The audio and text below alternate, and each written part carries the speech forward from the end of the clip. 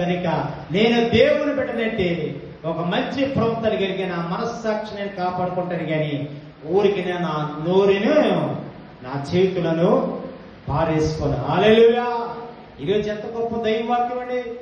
నిజంగా దావీదు ఒక మంచి జ్ఞానవంతుడు, అత్యధికంగా మరి అప్పటికే బోర్డు సింహాలన్నింటినీ కూడా ఆయన చీల్చి చెండాల్సినటువంటి వ్యక్తి. కానీ ప్రియమైన దేవుని బిడ్డలారా, సౌలును చంపడం ఒక నిమిషం ఆయనకి పట్టలేదు. కానీ చెప్పాలన్నటువంటి పరిస్థితులు కూడా ఆయన ఎప్పుడు కూడా పెట్టుకోలేదు. కారణం ఎందుకంటే దేవుని సన్నిధిలో అతను అభిషక్తుడు అని ప్రభు సన్నిధిలో ఆయన గమనించుకున్నాడు కనుక ప్రియమైన దేవుని బిడ్డలారా, అనేకులు మనల్ని ఏం చేస్తుంటారంటే అనేక రకాలుగా శోధిస్తారు.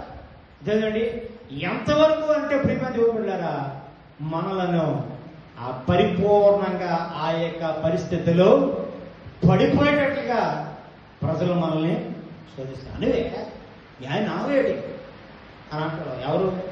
తల్లుల అత్తల తల్లుళ్ళు అంటారు. అదేనంటే న్యాయనే అనవా, అని అలా చేసి వచ్చాడు, ఎలా చేసి వచ్చాడు, అను అను అను అని అంటాడు. కొంప కొల్లేరేది ఎవరిదమ్మా? ఆ కూతురు బతుకు, ఆ అల్లుడు బతికే.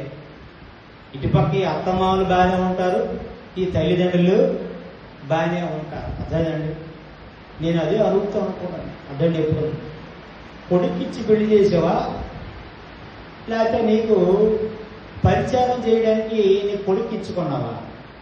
కోడలంటే అమ్మ అదేందో లేదా?